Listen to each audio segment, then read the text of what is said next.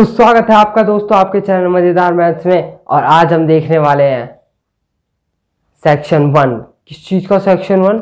हाँ, आपके नए जो सैम्पल पेपर रिलीज हुआ है स्टैंडर्ड, हाँ मैथ्स का स्टैंडर्ड 2021 में जो अभी हुआ है ना, हाँ उसका सोल्यूशन देखेंगे हम एक एक करके। ठीक, तो आज हम सेक्शन 1 क्वेश्चन 1 से लेके 10 तक देखने वाले हैं। 10 तक की, हाँ 10 तक की। उसके बाद आप जैसा डिमांड करोगे उस तरह से आएंगी वीडियोस। अगर चाहोगे तो इसके आगे बनाई जाएंगी वीडियोस, अगले पार्ट की भी वीडियोस आएंगी। ठीक, तो मैं सोल्यूशन करूँगा, साथ साथ मेरे आप भी करना, और मैं डिस्क्रिप्शन में लिंक भी डाल दूंगा। अगर कोई मतलब जैसे क्वेश्चन हुआ ना, आपको लगा कि इसकी डेप्थ में और जाना चाहिए, तो मैं आपको बता दूंगा कि ये देख सकते हो आप और डेप्थ में जाने के लिए। ठीक है, ताकि आपको अच्छे से फील हो जाए और इस तरह के क्वेश्चन और भी बने आपसे। तो आओ एक एक करके देखना शुरू करते हैं। देखो पहला सवाल आसान है। हाँ, दो पार्ट में, दोनों पार्ट देखेंगे आराम से। देखो क्या है कि इफ एक्स वाई दे रखा है 180, मतलब 2 नंबर का प्रोडक्ट दे रखा है, और HCF दे रखा है 3, और LCM दे रखा है 19 नंबर का, मतलब LCM निकालना है। यानी कि हमें HCF दे दिया और प्रोडक्ट ऑफ नंबर दे दिया। और जैसा कि हम जानते हैं, क्या जानते हैं कि प्रोडक्ट ऑफ नंबर यानी x into y is equal to LCM of इसी नंबर का और इंटू HCF इसी नंबर का। ठीक है, ये तो हम जानते हैं, रिलेशन से देख चुके हैं। फिर वही बोलूंगा मैं कि जो मतलब आपको लगे कि ये नहीं आता मेरे को, तो आपके लिए मैं इसी ऑर्डर में लगा दूंगा आपके लिए। हाँ, इसी ऑर्डर में लगा दूंगा आपके लिए सारी वीडियोस को। ठीक, आ जाओ अभी तो देखो। यानी कि ये हो गया आपका 180, क्यों दे रखा है सवाल में, और करना मतलब छोटे में ही है। क्यों? 1 नंबर का सवाल है, ज्यादा लिखने की भी जरूरत नहीं है, टाइम वेस्ट नहीं करना। वैसे तो उनको ऑप्शन वाले भी क्वेश्चन आ सकते हैं। फिर देखो LCM दे रखा है, नहीं LCM ही तो निकालना है, तो LCM निकालना है इंटू HCF दे रखा होगा, दे रखा है HCF कितना है 3, तो लो 3 लिख दो यहाँ पे। तो यानी कि यहाँ से क्या पता चला हमें, LCM बराबर ये इधर डिवाइड में आ जाएगा तो कितना हो गया 60 डिग्री नहीं लगेगा। यानी LCM की वैल्यू कितनी आ गई 60। सिंपल था। ठीक, अब देखो और दूसरा वाला भी है। क्या है? The decimal representation of the, इस नंबर का दे रखा है 14 इतना जो भी है नीचे देना, will terminate after how many decimal places. देखो आपको इसे सॉल्व नहीं करना, मतलब आंसर निकाल के नहीं बताना, बोलना कि ये नहीं पूछ रहा आपसे कि क्या वैल्यू होगी, आपसे सिर्फ इतना पूछ रहा है कि यार हमको ये बता दो कि ये जो मतलब है क्या कहते हैं, कितने डिजिट के बाद वो टर्मिनेट करेगा, खत्म होगा। टर्मिनेट करने का देखो क्या आसान सा तरीका है। देखो ये जैसे लिखा है ना 14587 अपॉन 2 की 1 है इंटू 5 की पावर 4 है, ये है। अब टर्मिनेट कब करेगा? जब नीचे 10 होगा या उसके पावर में कुछ होगा, क्योंकि 0 पॉइंट कुछ आएगा तभी तो टर्मिनेट कराएंगे। और टर्मिनेट होता ही जब है जब 2 और 5 का वो होता है मल्टीपल नीचे। ठीक, तो अब देखो इसको कैसे टर्मिनेट कराएंगे। अगर ये 5 की पावर 4 है, नीचे 10 बनाना है टोटल मेरे को, तो क्या करना पड़ेगा मेरे को, 2 की पावर 3 से मल्टीप्लाई करना पड़ेगा। क्यों? क्योंकि फिर 3 + 1 4 हो जाएगा, और 4 हो जाएगा तो 5 इंटू 2 की पावर 4 एक साथ लिख सकते हैं हम। हाँ, तो यानी 2 की पावर 3 से ऊपर ही मल्टीप्लाई, 2 की पावर 3 से नीचे भी, ऊपर नीचे मल्टीप्लाई। उसके बाद क्या होगा, ये बन जाएगा आपका, जो भी ऊपर वाला जो भी बनेगा, इससे हमको कोई लेना देना नहीं है। यानी 2 इंटू 5 की पावर 4। अब 2 इंटू 5 कितना होता है 10, तो यानी 10 की पावर 4। तो यानी कितने डेसिमल के बाद खत्म हो जाएगा 4, जितने में आया ना 10 की पावर 4, यानी 4 के बाद यहाँ पे पॉइंट लग जाएगा। मल्टीप्लाई करके जो आएगा वही आंसर लिखेंगे यहाँ पे। और यहाँ मल्टीप्लाई करने की जरूरत नहीं है, क्योंकि इसने पूछा कि कितने के बाद टर्मिनेट होगा, तो यानी ये यही लिख सकते हैं द आफ्टर 4 डिजिट, या आफ्टर 4 डिजिट, या जो भी लिखना चाहो, the number will be terminated. यहीं से लिख देंगे उठा के, 4 प्लेस के बाद यहाँ से आंसर आ जाता है, यानी कि 4 प्लेस आ जाएगा। ठीक है, सिंपल था ये क्वेश्चन नंबर 1। वही मैंने बोला कि आपको ऑर्डर में लगा के दे दूंगा, आप टेंशन मत लो, डिस्क्रिप्शन बस चेक कर लेना। ठीक, चलो आगे बढ़ते हैं। तो देखो क्वेश्चन नंबर 2 भी बहुत आसान है, समझना क्या है, देखो सिर्फ पढ़ो और अपने आप समझ में आ जाएगा। If the sum of the zeros of quadratic polynomial, दे रखा है कुछ पोलिनोमियल क्या दे रखा है हमें, 3x² - kx + 6, और इसका क्या दे रखा है सम ऑफ द पोलिनोमियल। हाँ पढ़ा होगा आपने, क्या होता है अल्फा प्लस बीटा, यानी अल्फा प्लस बीटा दे रखा है आपको कितना इस 3, यानी कि 3 के बराबर दे रखा है। ये होता है जो वर्ड्स में लिखा है उसको उतार के लिख लो इसमें मैथ्स की फॉर्म में और हो जाएगा अपने आप सवाल। Then find the value of k. अच्छा के निकालना है, ठीक है, अच्छी बात है। देखो इसने दे दिया 3, लेकिन हम अगर अल्फा प्लस बीटा निकालते हैं, यानी जो हम फॉर्मूला वाइज जानते हैं वो क्या जानते हैं, माइनस बी बाय ए। हम यही जानते हैं ना कि अल्फा प्लस बीटा होता है minus b by a. B by a क्या है, इसको कंपेयर करोगे ए एक्स स्क्वायर, इससे कंपेयर करोगे ना a x square plus b x plus c से। तो यहाँ से देखो बी की वैल्यू क्या आ रही है, बी की वैल्यू आ रही है माइनस के। तो यानी क्या हो गया ये माइनस के अपॉन में ए क्या है, ए देखो 3 है, तो यानी कि ये क्या बन गया प्लस का के बाय 3। अब इसको उठा के यहाँ रख दो, अल्फा प्लस बीटा को यहाँ रख ही सकते हैं। तो यानी कि के बाय 3 बराबर 3 और यहाँ से के की वैल्यू क्या आ गई 9। सिंपल सॉल्व हो गया। लो कोई बड़ी बात, 1 नंबर का सवाल है, इतना कर दिया बहुत है। आप क्या करेंगे इसमें, जान थोड़ी लेंगे हमारी। हो गया। लो क्वेश्चन नंबर 2 3 की तरफ चलो। तो तीसरा सवाल बहुत आसान, देखो क्या है, हमें निकालना है फाइंड द वैल्यू ऑफ के। ये जो के लिखा है फॉर मतलब जो the pair of linear equation 3x plus y equal to 3 and 6x plus ये जो भी है and does not have a solution, मतलब कि सोल्यूशन नहीं है, नो सोल्यूशन वाली कंडीशन है। 3 कंडीशन होती थी, ठीक है, 3 में से कौन सी वाली है, नो सोल्यूशन वाली। अब याद करो नो सोल्यूशन वाली कौन सी होती थी, बहुत फील दे के याद कराया था। खैर कोई बात नहीं, अभी तो देखो इसे नो सोल्यूशन वाली कौन सी कंडीशन होती है, जब इसको मिलाओ। देखो इसको कैसे बोलते हैं हम, A1 B1 और इसको C1, ऐसी A2 B2 C2 जिसको भी बोलना होता है ना इसी अकॉर्डिंग में बोला जाता है। तो इसमें क्या होता था A1 upon A2 is equal to B1 upon B2, पर C1 अपॉन C2 मना कर दे कि भाई हम नहीं इक्वल होने वाले, ये वाली कंडीशन हुआ करती थी। तो अब हमें के निकालना है तो ले लो, ये तो मैंने देखने के लिए बताया। अब A1 इसको मान लो तो A1 अपॉन A2 यानी 3 अपॉन 6 हो गया, B1 अपॉन B2 यानी 1 अपॉन K हो गया, है ना, 1 है ना इसका कोफिशिएंट 1 है ना, 1 अपॉन K, और ये 3/8 नॉट इक्वल टू 3/8। अब इसको इस तरफ लाके भी कर सकते थे, हाँ स्टैंडर्ड फॉर्म में, जैसे दोनों को लाना पड़ता, फिर एक को लाके मत बैठ जाना, जैसे इसको ले आते इस तरफ तो कोई दिक्कत नहीं थी, ये करके भी सॉल्व कर सकते थे, माइनस से माइनस कट जाता और ये वैसे ही कटा हुआ है कि नहीं। तो दोनों तरीके से सही होता आपका, ये स्टैंडर्ड फॉर्म बोलते हैं इसको। हाँ ठीक, तो ये आओ पहले 3 दूनी 6 2 बार में कट गया। अब इसको ले लो ना, इसको इस वाले को, क्योंकि हमें के की वैल्यू निकालनी है ना, यहाँ से तो के नॉट इक्वल टू आ जाएगा, हमें तो के इक्वल टू मतलब क्या है वो निकालना है। यानी कि हम यहाँ से कह सकते हैं 1/k बराबर है 1/2k, है कि नहीं, 1/2 के। यहाँ से रेसिप्रोकल कर दो या क्रॉस मल्टीप्लाई जो कहना चाहो कर दो, उसके बाद फिर के की वैल्यू क्या आ जाएगी आपकी 2 और सवाल हो गया समाप्त। बस इतना आसान सा, इतना साधारण सा, ठीक। अब अगले सवाल की तरफ चलते हैं। देखो चौथा सवाल, फील ली होगी, मजा आएगा। देखो if 3 chair and 1 table cost इतना, है ना, मतलब 3 चेयर और 1 टेबल का कॉस्ट इतना दिखा रहा है और 6 चेयर और 1 टेबल का कॉस्ट इतना दिखा रहा है, तो हमें बोला कि लीनियर इक्वेशन में रिप्रेजेंट करना है, ठीक है। इसे तो खैर मोमोज चाउमीन मेथड से समझाया था मैंने, मतलब इस क्वेश्चन को नहीं, ऐसे मतलब फील देने के लिए। खैर अभी आओ देखो, हमें कुछ नहीं करना है यार, कॉस्ट लेना है। जैसे अगर मैं 1 किलो आलू लेने गया, 1 किलो आलू को मैं, अगर 1 किलो आलू का रेट है 10 रुपया, तो 2 किलो आलू का 2 × 10 रुपया, तो यानी कि जितने आइटम उतने रुपीज़। तो यानी कि लेट ये कर लेंगे कॉस्ट ऑफ, क्या है पहला, क्या है चेयर है ना, हाँ, तो 1 चेयर की क्या मान ले x, ऐसे ही लेट कॉस्ट ऑफ 1, अगला क्या है टेबल को क्या मान लो y। अब देखो इसके अकॉर्डिंग कर लो, इसकी इससे मल्टीप्लाई कर देंगे और क्या, यानी कि ये हो गया 3x प्लस y, है ना, दोनों को जोड़ के, दोनों को एक साथ लिया गया तो कितना रुपया पड़ा 1500, है ना।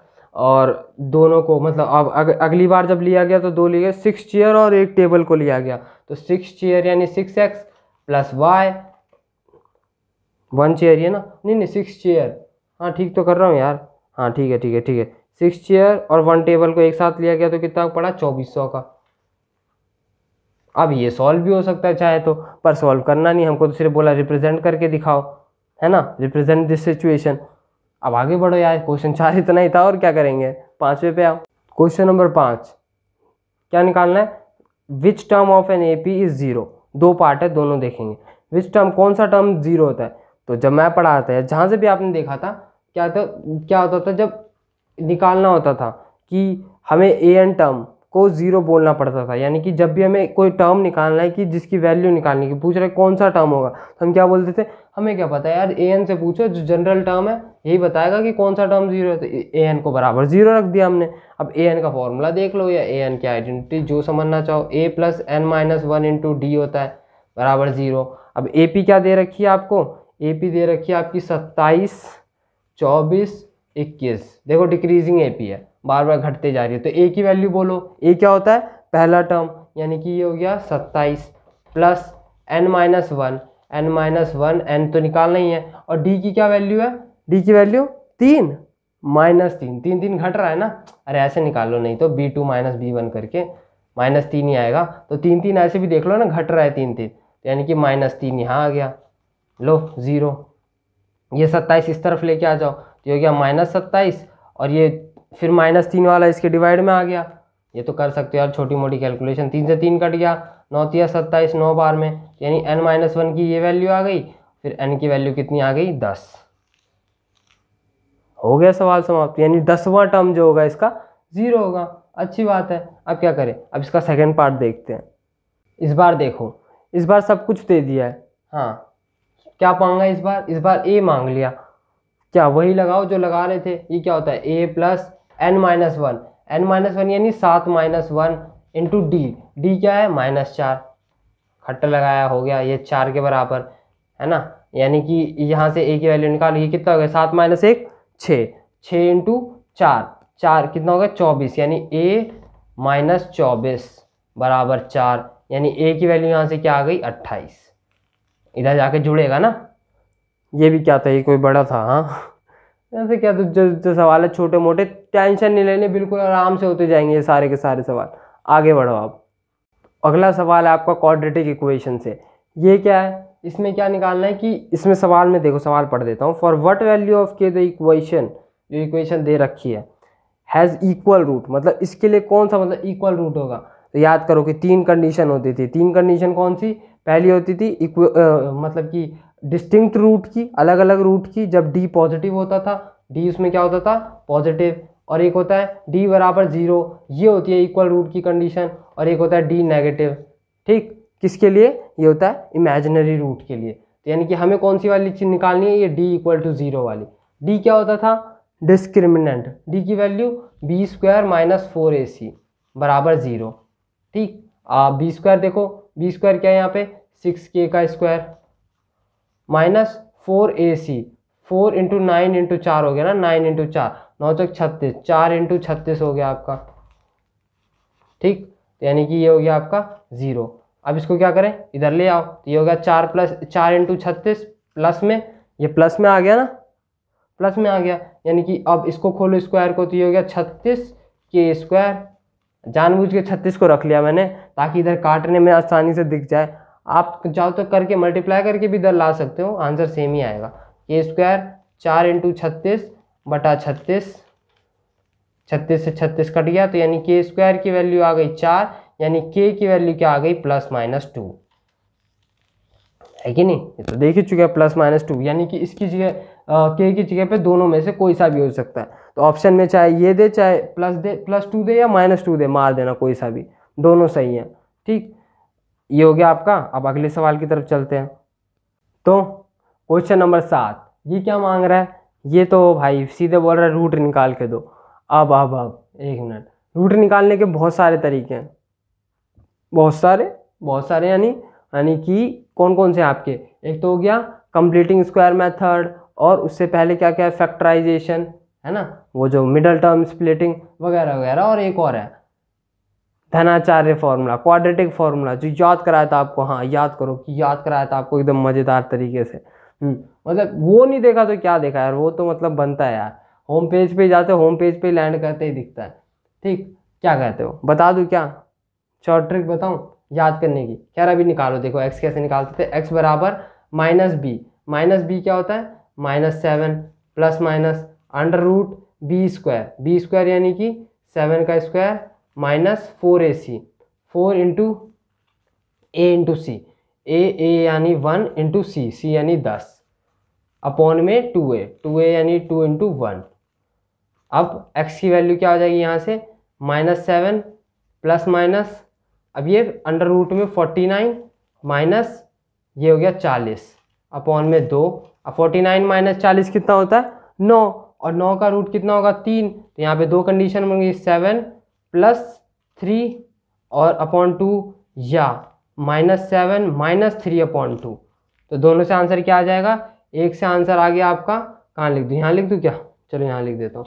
तो एक से आंसर आ गया x बराबर 7 माइनस 3 कितना होगा -4, और इससे 2 से गया तो -2, या तो -2 होगा, और x बराबर क्या होगा आपका, x बराबर यहाँ से देख लो -5 होगा। अब इसे याद करने में दिक्कत होती है क्या, होती है तो बताओ, अभी फिर से बता देता हूँ ये तरीका, चलो बता देता हूँ, आ जाओ। तो देखो ये जो फॉर्मूला है ये किसके लिए वैलिड है, इसके लिए, मतलब इस तरह की इक्वेशन दी जाती है जनरल तो उसके लिए निकाला जाता था। तो कैसे निकालते थे हम, तो यहाँ से अगर x की वैल्यू निकालनी है तो क्या बनाते थे हम, x बराबर घर, आपका घर ये है फर्स्ट फ्लोर, ये है सेकंड फ्लोर, ठीक। तो ये फर्स्ट फ्लोर में क्या है आपका, ये रूम, ये कमरा, कमरा कैसा है रूट का कमरा, और ये प्लस माइनस यहाँ पे आपका लॉक है। तो क्या होना है कि घर बसाने भिखारी पहले आ गए, तो यानी कि -b फिर -b, फिर ये जैसे मुखौटा पहन के अंदर घुसेंगे, क्योंकि चोर है ना, तो अंदर घुसे जैसी तो मुखौटा पहन लिया b² का, और आपके घर से 4 AC उड़ा के ले गए, यानी कि 4 AC उड़ा गए। और फिर आपने देखा यार ये तो अपने जान पहचान का है, कौन है, ये तो अपना दोस्त है, अबे वो है, अच्छा तू है, यानी 2a। लो याद हो गया, आप मिला लो इसको यहाँ से, है कि नहीं, सिंपल, ठीक। तो ये देखो सेम यही करा हमने, -b plus minus under root b² minus 4ac upon 2a। खैर पहले ही बता रखा था ये, तो जिन लोगों ने देख लिया दोबारा उनकी अच्छी बात है, और नहीं देखा तो कोई बात नहीं, ठीक। तो आ जाओ आगे आ जाओ, क्वेश्चन नंबर 7। अब 8वीं पे चलते हैं। रुको यार, इसका 7 पार्ट का एक और क्वेश्चन है, आप तो फिर वैसे ही मेरे को सुनाओगे नहीं तो। For what value of a the quadratic equation has no real root, मतलब इसके क्वाड्रेटिक इक्वेशन के लिए ए की क्या वैल्यू हो जिसके लिए ना इसके कोई रियल रूट्स ना हो। अब रियल रूट्स नहीं होंगे तो कौन से होंगे, इमेजिनरी की क्या कंडीशन होती है, डी क्या होता है उस केस में, डी होता है आपका नेगेटिव, पहले ही बता चुका हूँ आपको, ठीक। अभी मतलब इससे पहले ही पहले तो बता ही चुका हूँ, अभी इससे पहले, यानी कि b² क्या होगा आपका -6 का स्क्वायर -4ac, 4 इंटू ए क्या हो गया 30 इंटू सी क्या हो गया 1, ये कैसा होना चाहिए नेगेटिव। अच्छा फिर इन दोनों इसको इस तरफ भी ला सकते हैं, जोड़ सकते हैं, क्योंकि प्लस में लाना है ना तो प्लस में आ सकता है, ठीक। तो यानी कहाँ था मैं, और रुक जाओ, b² -4 ये ए आएगा ना यहाँ पे, ए, हाँ ए है ना, ए, हाँ ये ए कोई भी यहाँ लिखना पड़ेगा, तो ए लिख दिया यहाँ पे, ए छूट रहा था नहीं, पूरा का पूरा ए होगा ना, ये कोफिशिएंट लेते हैं ना, ठीक। आ जाओ, यानी कि ये हो गया आपका 6 का स्क्वायर यानी 36, और ये इस तरफ प्लस में ले आओ इसको उठा के, यानी कि ये हो गया 4 इंटू 3 30 ए। अब इसको ए की वैल्यू निकालनी है तो उसको डिवाइड में ले जाओ, तो यानी कि ए इस तरफ, और ये 36 बटे में कौन सा आ गया 4 इंटू 30, कट सकता है क्या, हाँ 9 चौक 36, 9 बार में कटा, फिर 3 बार में कटा, यानी कि ये कितना आ गया 10, यानी कि ये क्या कितना हो गया 0.3 या 3/10 जितना भी बोल सको, यानी ए, यानी कि ए जो होगा देखो ये बोलता बड़ा, जिसकी तरफ मुंह खुला बड़ा, यानी ए क्या है 0.3 से बड़ा है। इसकी थोड़ी फील लेना चाहते हो, देखो दिखाता हूँ, यानी कि नंबर लाइन ये होती है, ये मान लो अगर 0 है तो यहाँ पे कहीं 0.3 होगा, ये 0.3, ए 0.3 भी नहीं है, ए 0.3 से बड़ा है, मतलब इस तरफ के जितने भी नंबर होंगे ना सारा कुछ है पॉजिटिव में, 0.3 के बाद जितने भी नंबर होंगे दुनिया में, हाँ 0.4 4 5 6 7 जो भी हो सकता है। तो ऐसी कोई भी वैल्यू अगर यहाँ रखी जाए तो इसके इमेजिनरी रूट्स आएंगे, ठीक है। तो मतलब ए इससे ज़्यादा कितनी वैल्यू, अनंत वैल्यू है, 0.3 के बाद 0.3 भी नहीं, अगर इक्वल लगा होता तो 0.3।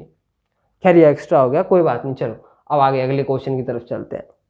तो अब क्वेश्चन नंबर 8 देखते हैं, क्या है इसमें, अरे मतलब ये तो रिसेंट में से है, मतलब ये जो हमारी रिसेंट सीरीज चल रही है ना सर्कल की, उसमें से ऐसा सवाल है, बहुत आसान है। देखो पी क्यू है आपका 28, पी क्यू दे रखा है 28, देखो बना दिया मैंने, then find the perimeter of P L M, बस एक चीज़ दे के पेरीमीटर मांग लिया। अच्छा पी एल एम का पेरीमीटर कैसे निकालते हैं सोचो, पी एल एम का पेरीमीटर निकालने का तरीका है ट्राइंगल है ना, कई लोग सोचेंगे अब ट्राइंगल का पेरीमीटर कैसे होता है, तो कोई फॉर्मूला ही नहीं पढ़ा हमने। अरे पेरीमीटर के सिंपल मतलब पे जाओ कि पेरीमीटर का मतलब होता है कि जो साइड्स है उनका सम, साइड्स का सम। हाँ, तो यानी कि अगर मेरे को यानी कि ये प्लस ये निकालना है, मतलब ये प्लस ये पूरा, लेकिन मेरे को ये तो दे ही नहीं रखा, अब क्या करा जाए।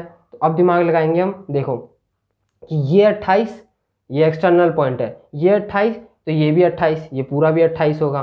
क्यों? एक्सटर्नल टेंजेंट इक्वल होते हैं, एक्सटर्नल टेंजेंट मतलब एक ही एक्सटर्नल पॉइंट से खींचे गए दो टेंजेंट्स इक्वल होते हैं। ठीक, ऐसे ही यहाँ पे भी देखो, ये भी इक्वल होंगे, ये बराबर इसके होगा और ये बराबर इसके होगा, क्योंकि एक्सटर्नल टेंजेंट कौन है, मतलब एक्सटर्नल पॉइंट से खींचे गए, यहाँ पे एक्सटर्नल पॉइंट है m और यहाँ पे l, तो ये दोनों भी बराबर हो गए। अच्छा, तो यानी कि अगर ये x तो ये भी x और ये y तो ये भी y, तो निकाल दिया हमने। यानी कि ये अगर मैं निकालूं, ये देखो PL प्लस ये वाला जो x वाला पार्ट जोड़ दो तो ये वाला भी इंक्लूड हो जाएगा, और ये वाला कर दूँ तो ये भी इंक्लूड हो जाएगा। मतलब कहना क्या चाहता हूँ, देखो समझो, यानी कि PL plus PM plus LM अगर ये कर दूँ तो ये पेरीमीटर आ जाएगा। ठीक है, लिख के दिखा रहा हूँ, वैसे तो दिख गया होगा आपको। तो यानी कि अगर मैंने इसको जैसे तोड़ दिया, किसको तोड़ दूँ, ये LN को, इसको LM को तोड़ दूँ मैं किस में, LN प्लस ML में, MN में। ठीक, तो यानी कि ये मेरा क्या हो चुका है, PL प्लस PM। ये देखो ये मेरा इसके बराबर है, किसके, LQ के। ऐसा क्यों कर रहा हूँ, देखो क्योंकि मेरे को पता है कि PL और LQ को अगर मैंने मिला दिया तो मेरे को 28 आ जाएगा, और 28 ही मेरे को दे रखा है। तो PL और LQ कौन है, LQ ही तो LN है, LN ही तो LQ है, तो यही तो LQ है। तो यानी कि इन दोनों को मिला के PL प्लस इसको मिला के लिख सकता हूँ मैं PQ। अरे इसे अच्छे से लिख देना सजा सुजू के। प्लस अब देखो Y MN क्या है, MN ये है Y, तो ये भी Y, तो यानी इसकी जगह क्या लिख सकता हूँ मैं, MT। और PM प्लस MT क्या है, इसकी जगह MT लिखूंगा।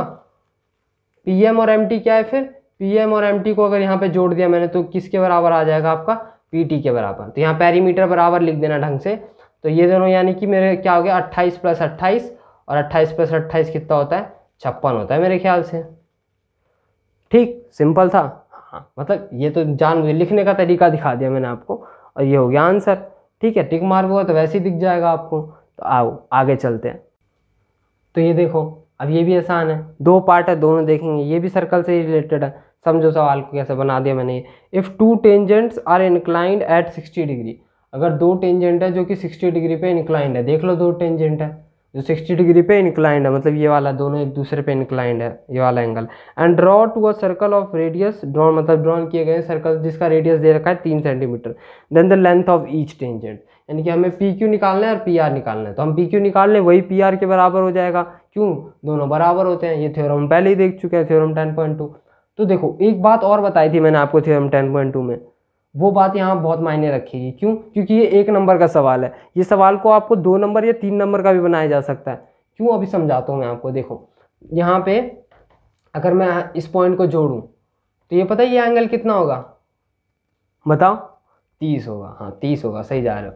पर क्यों होगा, इसी क्यू को प्रूफ करने के लिए आपका 3 नंबर का सवाल बन सकता है। एक में तो आपको प्रूफ करने की कोई ज़रूरत नहीं है, सीधे उड़ाने का, सीधे ये 90 होगा। क्यों, ये तो थ्योरम 10.1 है कि रेडियस जो होगी परपेंडिकुलर होती है, तो यानी कि ये 30 डिग्री, ये 3 और ये जो 90 डिग्री है। अब मेरे को क्या निकालना है, मेरे को x निकालना है। तो देखो ये ऐसा ट्राइंगल है जिसका एक एंगल पता है, मतलब ऐसा राइट एंगल ट्राइंगल है जिसका एक एंगल पता है और एक साइड पता है, एक एंगल पता है एक साइड पता है। तो ये ट्रिग्नोमेट्री में मैंने बात बोली थी कि एक एंगल पता और एक साइड पता हो तो हम सब कुछ बता सकते हैं सिर्फ ट्रिग्नोमेट्री की मदद से। हाँ, इसमें पाइथागोरस भी लगा सकते हो लेकिन वो बहुत लेंथी हो जाएगा, इसको वाई फिर 2 इक्वेशन बनेगी पुट पाट करके ऐसी तैसी हो जाएगी उसमें। तो मतलब वो नहीं करते हुए हम सीधे सीधे आते हैं कि ट्रिग्नोमेट्री लगाएंगे तो कैसे होगा। देखो ये क्या है, ये है परपेंडिकुलर और ये कौन है, ये है अपना बेस और ये है हाइपोटेन्यूज। तो परपेंडिकुलर बाय बेस क्या होता है, 1030। तो 1030 बराबर परपेंडिकुलर क्या है यहाँ पे 3 बाय बेस, तो बेस क्या है यहाँ पे x, परपेंडिकुलर जो सामने दिखा वो और ये बेस, यानी कि 1030 क्या होता है 1/√3 और ये 3/x, यानी कि यहाँ से x की वैल्यू क्या आ गई आपकी 3√3, और जो कि दोनों ही बराबर होंगी। यही इसके बराबर होंगी, ये इसके बराबर भी होंगी। क्यों, तो बता ही चुका हूँ, 3√3 यानी कि आंसर आ गया आपका। अब अगले पार्ट की तरफ, दूसरा पार्ट भी है इसका, ठीक है। तो देखो पार्ट 2 में क्या है, सवाल समझो, मतलब ये सर्कल बना दिया मैंने आपके लिए। तो यहाँ पे क्या है, P Q is a tangent to a circle with centre O. तो ये पी क्यू एक टेंजेंट है, पी क्यू एक टेंजेंट है विद सर्कल सेंटर ओ। अब पी यहाँ पे क्यों है, क्योंकि इसने बोला है centre O at point P, P point पे ही है ये, ठीक है। अब in triangle O P Q, इसलिए मिला दिया मैंने इसको, O P Q. O P Q क्या क्या है, इसने आगे बोला है is an isosceles triangle. Isosceles triangle मतलब क्या होता है, जिसके दो साइड्स इक्वल हो। तो क्या ये साइड इसके बराबर होगा, नहीं, ये डायग्राम थोड़ा ऐसा लग रहा है कि ये साइड इसके बराबर, पर ये साइड इसके बराबर नहीं होने वाला। क्यों, क्योंकि हाइपोटेन्यूज के बराबर थोड़ी कुछ होएगा, इधर नहीं हो सकता। तो यानी ये और ये बराबर होंगे, परपेंडिकुलर। ये सबसे बड़ी गलती यही हो सकती है कि इसको बराबर मान लिया जाए, तो वो बेड़ा गर्क कर देगा आपका, ठीक है, क्योंकि 90 के सामने वाला हाइपोटेन्यूस होता है। अब हमें क्या निकालना है, हमें एंगल की वैल्यू निकालनी है, कौन सी वाली, O Q P, O Q P, यानी इसको निकालना है। तो अगर मैं इसको एक्स बोल दूँ तो कैसे निकालूंगा यार, 3 अगर मेरे को मतलब ये वाला निकालना होता और मेरे को ये वाला भी पता होता तो निकाल देता मैं एंगल सम प्रॉपर्टी से। तो फिर मैं क्या सोचूंगा, कहीं से ये वाला एंगल मिले। अब ये वाला एंगल कैसे मिलेगा, फिर पता चलेगा अच्छा ये और ये बराबर है, समझ रहे हो, ये और ये, तो इसके अपोजिट एंगल ये वाला, इसके अपोजिट एंगल ये वाला, तो ये भी तो बराबर होंगे। Angle opposite to equal sides are equal. तो यानी कि ये x हो गया, तो ये भी x हो गया। लो अब एंगल सम प्रॉपर्टी लगाओ, यानी कि x प्लस 90 बराबर कितना हो गया, 180 के, यानी कि 2x बराबर 90 और x बराबर 45, यानी कि आंसर आ गया आपका 45 डिग्री। ये इनकी इंक्लिनेशन होने वाली है, यानी कि ये एंगल कितना हो गया, 45। ये बोल के आए थे हम x, तो ज़्यादा लिखने की भी जरूरत नहीं है, 1 नंबर का सवाल है। अब आखिरी सवाल पे चलो, आ जाओ। तो अब आखिरी सवाल, जी हाँ, पढ़ के सुनाता हूँ मैं आपको। In triangle A B C, बना लिया A B C, D and E are the points on side A B and A C respectively, यानी क्रमानुसार डी और ई, ए बी और ए सी पे साइड्स पे वो हैं, पॉइंट्स हैं, मिड पॉइंट नहीं है, पॉइंट्स हैं, ठीक। तो कहीं भी बना दिया मैंने, यहाँ बना दिया, यहाँ बना दिया। अब सच दैट, इसमें भी बोला such that D E parallel to B C. अब डी को मैं ऐसे भी बना सकता था, ऐसे भी बना सकता था, लेकिन इसके पैरेलल बनाना पड़ा, क्यों, इसने बोला है, ठीक। तो डी पैरेलल टू ए सी, तो यानी ए ई की वैल्यू दे रखी है 2, देखो लिख दिया। ऐसी आपकी ए डी की वैल्यू दे रखी है 3, लिख दिया। बी डी की वैल्यू दे रखी है 4.5, लिख दिया, बी डी है ना, हाँ। और सी ई निकालना है। अच्छा क्या लगाओगे, तो पागल बनाइए, एकदम बच्चा सवाल है बिल्कुल। क्या, कौन सा थ्योरम बताओ कमेंट में, लगा दो थ्योरम, ठीक है लगा देता हूँ। आप कमेंट में बताना कौन सा लगाया, 3/4.5 बराबर 2/x, कौन सी थ्योरम है, हाँ बी, नहीं छोड़ो, 2/x, ठीक है, इतना तो बताओ।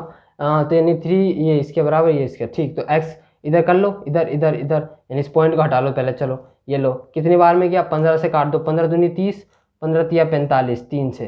अब ये 3, 2 से 2 भी कट गया, कैसे कटता है, अरे ये तो डिवाइड में ही जाएगा ना, तो यानी सॉल्व कर लो इसको। तो यानी 1/x बराबर 1/3 हो गया, यानी कि हम कह सकते हैं x बराबर 3 हो गया।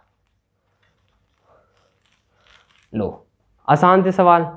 अब बताना यार, वही लास्ट वाली बात है कि आपको अच्छा लगा तो बताना, वही डिस्क्रिप्शन में चेक कर लो जाके, हर एक का लगा दिया मैंने, मतलब कि कौन सा क्वेश्चन, या अगर आप डेप्थ में जाना चाहो तो कैसे जा सकते हो, ठीक है। तो मिलते हैं अगली वीडियो में, जैसी डिमांड होगी वैसी मतलब सप्लाई होगी, ठीक है।